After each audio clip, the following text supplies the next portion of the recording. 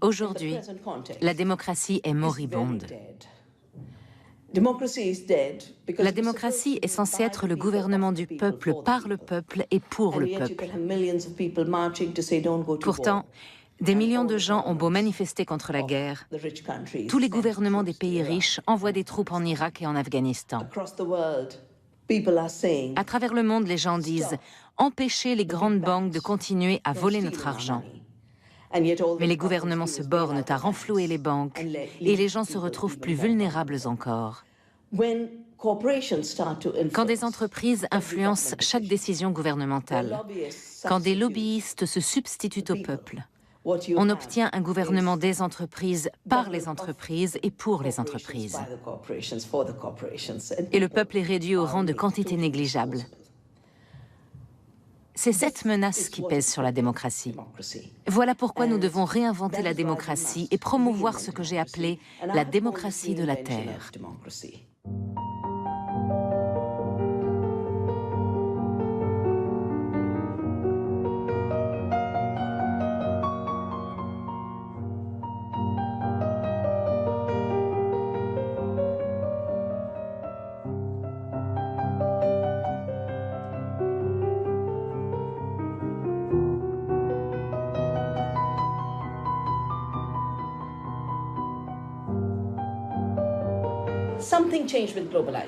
La mondialisation a changé la donne. L'agriculture s'est retrouvée exposée à l'avidité mondiale, à l'avidité de l'industrie agroalimentaire mondiale. Des multinationales comme Monsanto ont eu toute liberté de vendre des semences OGM brevetées aux agriculteurs indiens. Et parallèlement, des multinationales comme Cargill ont pu faire du dumping sur le marché indien et donc réduire le prix du coton, du pétrole, entre autres. La mainmise de Monsanto sur les semences a de nombreuses conséquences. Les semences, qui étaient autrefois gratuites, ou que les fermiers payaient 5 ou 6 roupies le kilo, leur coûtent maintenant 1800 roupies les 450 grammes, ce qui revient environ à 3600 roupies le kilo. Sur ces 1800 roupies, Monsanto récupère 1200 roupies de royalties. Le coton transgénique, appelé coton BT, est censé résister aux parasites. Mais comme cette technologie est violente et peu fiable, elle perturbe les mécanismes de défense propres à la plante, qui se retrouvent menacés par d'autres parasites. Quant au parasite ciblé, le ver de la capsule, il a maintenant développé une résistance. En fait, les attaques parasitaires augmentent. D'après notre étude, on utilise 13 fois plus de pesticides dans les plantations de coton OGM. Le coût élevé des semences et l'emploi accru de pesticides ont provoqué l'endettement des fermiers. Ils ne se sont pas endettés auprès du gouvernement ou des banques, mais auprès des agents des multinationales. Quand ces agents viennent prendre possession de leurs terres, les fermiers boivent du pesticide pour mettre fin à leur jour, parce que pour eux, la terre est une mère. Aucun fermier ne peut imaginer vivre sans la terre. Le jour où on vient leur confisquer leurs terres, à cause des dettes qu'ils sont incapables de payer, les fermiers se suppriment. Voilà l'histoire du suicide des fermiers indiens. 200 000 fermiers indiens se sont suicidés. Si l'on établit la carte des États et régions où se produisent les suicides et la carte des régions où Monsanto vend son coton BT, on obtient la même carte. Même si Monsanto refuse d'admettre ce lien, les faits sont là, sur le terrain.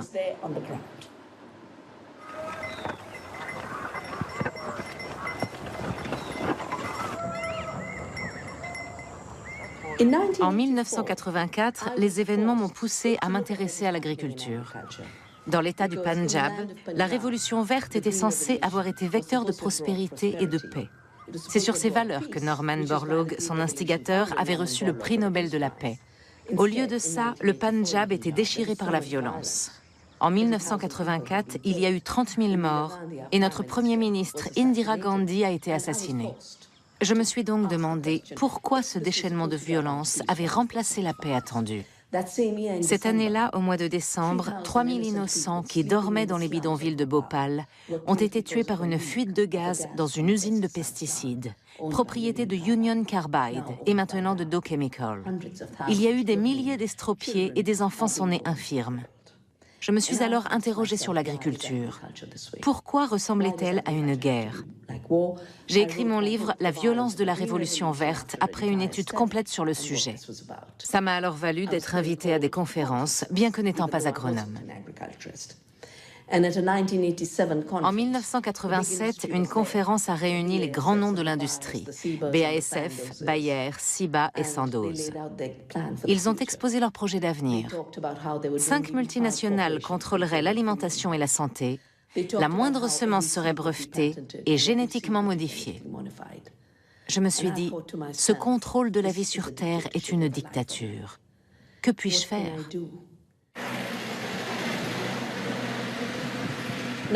Navdanya est un mouvement que j'ai initié en 1987. Ça veut dire 9 semences. C'est symbole de diversité. Mais ça signifie aussi le nouveau don. Les semences sont au cœur même du travail de Navdanya, parce que c'est ce qui manquait aux fermiers. S'ils ont leurs propres semences, les fermiers ne s'endettent pas, parce qu'ils n'ont ni semences ni pesticides à acheter. Nous avons donc créé des banques de semences et nous avons aidé les fermiers à renouer avec l'agriculture biologique et à trouver des débouchés équitables pour leur coton. La combinaison de ces 3 éléments, les semences, l'agriculture biologique et le commerce équitable, permet aux fermiers de gagner 10 fois plus que ceux qui cultivent du coton BT. Notre action a porté ses fruits.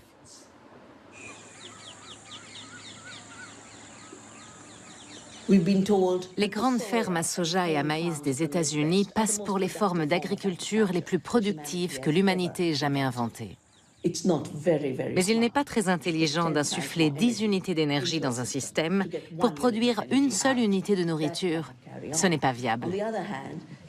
En revanche, si on mise sur la biodiversité et ses effets induits, on peut produire 4 à 10 fois plus que ces exploitations industrielles américaines qui sont exportées à travers le monde comme un modèle d'agriculture de pointe.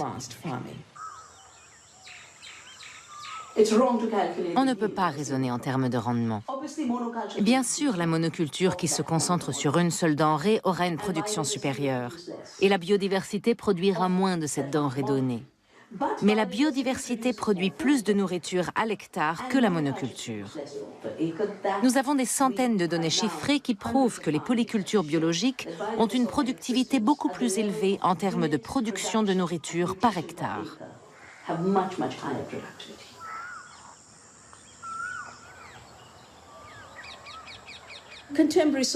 La société actuelle a été construite sur l'idée que la nature est morte, d'où cette profonde crise de survie. Mais la nature n'est pas morte, elle est bien vivante, dans toute sa diversité. Prenez une poignée de terre. Elle contient des millions et des milliards d'organismes qui travaillent à rendre le sol fertile. Un sol vivant, voilà ce qui nous donne de la nourriture. Pas les toxiques produits par des usines explosives. Pas le phosphate, dont nos réserves ne sauraient excéder 20 ans. Pas les combustibles fossiles, déjà utilisés en quantité excessive. Les turricules de vers de terre apportent 7 fois plus d'azote que les sols classiques. 11 fois plus de potassium. 5 fois plus de phosphate. Un ver de terre qui, selon Darwin, est l'espèce la plus miraculeuse dont l'humanité ait jamais dépendue et est plus efficace que toutes les usines d'engrais du monde.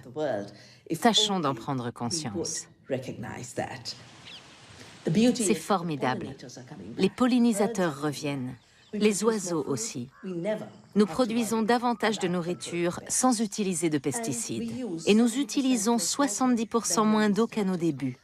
Parce que le sol fertilisé par les vers de terre agit comme un réservoir dans lequel l'eau est retenue. Les réserves de semences peuvent être réduites à néant en une seule saison. Dans les régions où les fermiers se suicident, il ne reste plus de semences.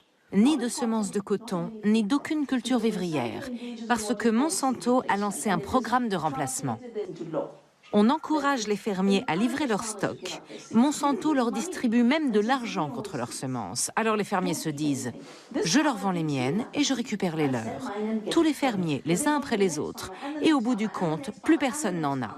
En une saison, il y a pénurie de semences. En 20 ans, les réserves mondiales seront réduites à néant. Chacun aura beau être libre de faire ce qu'il veut, il n'y aura plus de semences. C'est pour ça qu'il faut interdire le brevetage des semences.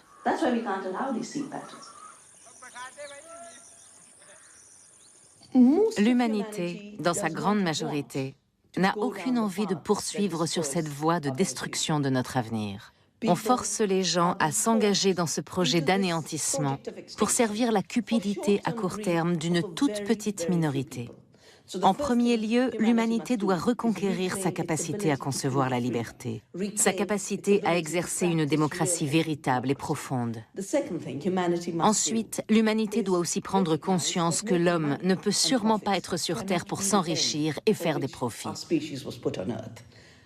Préserver la vie de notre espèce, la vie de la planète, l'écosystème qui permet toute vie sur Terre, voilà l'objectif suprême qui doit guider notre action.